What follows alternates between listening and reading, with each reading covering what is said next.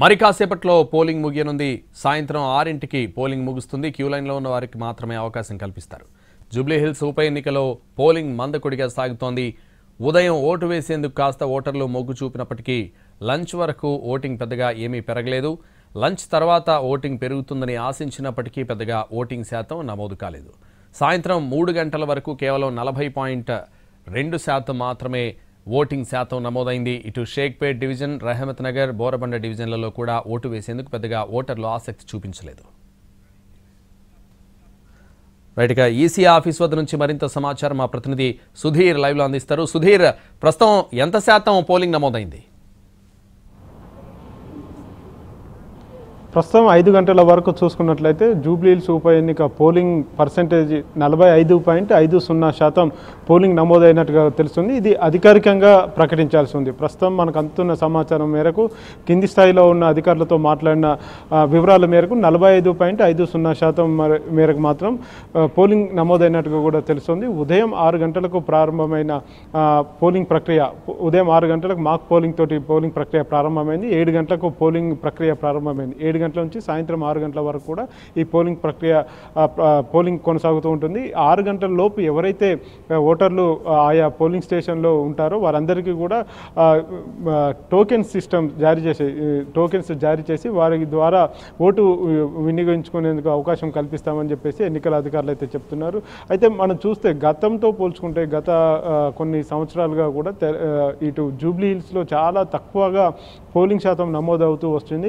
అయితే ఉదయం 7 గంటల నుంచి 9 గంటల వరకు జరిగిన పోలింగ్ ఒకసారి చూసుకున్నట్లయితే అక్కడ 10% మేరకు కూడా పోలింగ్ నమోదైంది. అయితే ఇంకా పోలింగ్ శాతం పెరుగుతుందని చెప్పేసి అందరూ భావించారు. ఉదయం కొంత ఉత్సాహం కనిపించినప్పటికీ ఆ తర్వాత మొత్తంగా కూడా మందకొడిగా కొనసాగుతుందని కూడా చెప్పవచ్చు. సాయంత్రం 6 గంటల వరకు పోలింగ్ ప్రక్రియ ముగిసే వరకు సుమారుగా 48 నుంచి 50% వరకు మాత్రమే పోలింగ్ నమోదయ్యే అవకాశాలు ఉన్నట్టుగా కూడా తెలుస్తుంది. గతంలో ఇది కేవలం 43% మాత్రమే ఉండింది. ఇప్పుడు ప్రస్తుతం ఇది బై ఎలక్షన్ కాబట్టి ఈ బై ఎలక్షన్లో కొంత పోలింగ్ పర్సెంటేజ్ పెరుగుతుంది. ఎందుకంటే సాధారణంగా మిగతా కాన్స్టిట్యున్సీలకు సంబంధించి కావచ్చు, ఈ కాన్స్టిట్యున్సీలో ఎవరు ఓటు వేశారు, ఎవరు ఓటు వేయలేదు అనేది ఈజీగా తెలుసుకునే అవకాశం ఉంటుంది. కాబట్టి ఓటు వేయని వారు ఎవరైతే ఉంటారో వారందరినీ కూడా మోటివేట్ చేసి తీసుకొచ్చే అవకాశం అయితే ఉంటుంది. ఆ పార్టీలు కావచ్చు, లేకపోతే అధికారులు ఎవరైతే ఉన్నారో, ఎన్నికల కమిషన్ సంబంధించిన అధికారులు ఎవరైతే ఉన్నారో, ఇప్పటికీ కూడా ఇంకా ఓట్లు వేయని వారు ఎవరైతే ఉన్నారో వారందరూ కూడా వచ్చి తమ ఓటు హక్కును వినియోగించుకోవాలని చెప్పేసి పదే విజ్ఞప్తి చేస్తున్నారు. గడిచిన కొంతకాలంగా కూడా జూబ్లీహిల్స్లో వివిధ చైతన్య కార్యక్రమాలను చేపట్టడం జరిగింది. ఓటర్ చైతన్య కార్యక్రమాలను చేపట్టారు. పెద్దవారు కావచ్చు, ముసలివారు కావచ్చు, ఇంకా నడవలేని వారు ఎవరైతే ఉంటారో వికలాంగులు, వారందరికీ కూడా ప్రత్యేక సౌకర్యాలు కల్పిస్తున్నామని చెప్పేసి ఎన్నికల కమిషన్ స్పష్టం చేసింది. అంతేకాకుండా 80 ఏళ్ల పైబడిన వారందరికీ కూడా హోమ్ ఓటింగ్ కార్యక్రమాన్ని కూడా చేపట్టడం జరిగింది. వీటితో పాటుగా ఇంకా ఎవరైనా ఉత్సాహం ఉండి తామంతా కూడా ఓటు వేసేందుకు తమకు అవకాశం కల్పించాలని కోరిన వారికి ప్రత్యేక సదుపాయాలను కల్పించడం జరిగింది. అంటే వెహికల్ సదుపాయం కల్పించడం కావచ్చు, ట్రైసైకిళ్లను ఏర్పాటు చేయడం కావచ్చు, వాలంటీర్స్ని ఏర్పాటు చేయడం కావచ్చు, బ్లైండ్ వాళ్ళు అంటే అందులో ఎవరైనా వస్తే వారికి సహాయం చేసేందుకు అక్కడ సహాయకులను కూడా ఏర్పాటు చేశారు. ఇన్ని రకాల ఏర్పాట్లు చేసినప్పటికీ కూడా జూబ్లీహిల్స్ ఓటర్లు మాత్రం ఆయా పోలింగ్ బూత్లకు తరలి రావడానికి కొంత నిరాసక్తి చూపించినట్టుగా తెలుస్తుంది. ఉదయం 9 గంటల తర్వాత పూర్తిగా మందకోడిగా సాగింది. ప్రతి 2 గంటలకు ఒకసారి ఎన్నికల కమిషన్ ఇచ్చే పోలింగ్ పర్సెంటేజ్ చూసుకున్నట్లయితే కేవలం 10% మాత్రమే పెరుగుతూ వచ్చింది.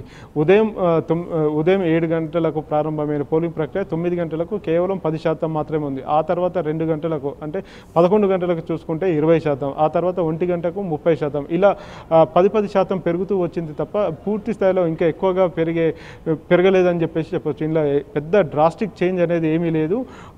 బై ఎలక్షన్ సందర్భంగా ఇంకా ఎక్కువగా ఉత్సాహంగా వచ్చి ఓటర్లు ఓటేస్తారని చెప్పేసి అన్ని పార్టీలు భావించాయి. కానీ ఆ పార్టీలు భావించిన దానికి కావచ్చు, ఎన్నికల కమిషన్ భావించిన దానికి భిన్నంగా ఇక్కడ పోలింగ్ ప్రక్రియ జరుగుతుంది. సంబంధించి పోలింగ్ సరళి కూడా కొంత మందకోడిగా కొనసాగుతుందని కూడా చెప్పవచ్చు. అయితే ఇక్కడ ఈ పోలింగ్ బూత్లు ఏవైతే ఉన్నాయో సుమారు 400 పైచిలకు పోలింగ్ బూత్లు జూబ్లీహిల్స్ ఉప ఎన్నికకు సంబంధించి కేటాయించడం జరిగింది. ఇందులో సమస్యాత్మక ప్రాంతాలుగా ఉన్న 180 పైచిలకు ప్రాంతాలు ఏవైతే ఉన్నాయో అక్కడ డ్రోన్లను కూడా ఉపయోగించడం జరిగింది. ఈసారి మొట్టమొదటిసారిగా కూడా డ్రోన్లను ఉపయోగిస్తుంది ఎన్నికల కమిషన్. ఎక్కడ ఎలాంటి అవాంఛనీయ సంఘటనలు జరగకుండా ప్రతి ఒక్కరిని అబ్జర్వ్ చేసే విధంగా, ప్రతి పోలింగ్ బూత్ కవర్ అయ్యే విధంగా కూడా డ్రోన్లను ఏర్పాటు చేయడం జరిగింది. మొత్తానికి ప్రశాంతమైన వాతావరణంలోనే ఎన్నికలు ముగించాలని చెప్పేసి ఎన్నికల కమిషన్ భావిస్తుంది. Chakri. Right, thank you Sudheer.